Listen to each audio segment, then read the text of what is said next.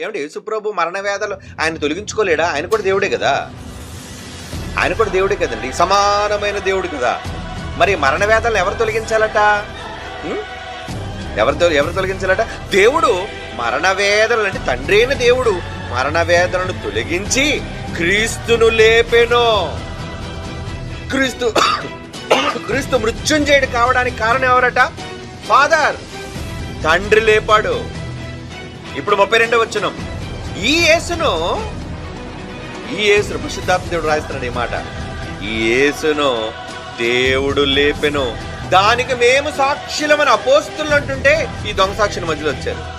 ఈ యేసును ఏముంది అపోస్తులు 2:32, ఈ యేసును దేవుడు లేపెను అంటే యేసు ప్రభు తనంతట తను లెగలేదా? మృత్యువుని గెలవలేదా? నో, తండ్రి ఇచ్చాడు మరణం నుంచి. ఏమన్నా కమాన్, దేవుడు అన్నాడు, శాసించాడు, మరణము నిన్ను బంధించి ఉండకూడదు అని, నేను లేపుతాను నిన్ను మరణంలో నుంచి.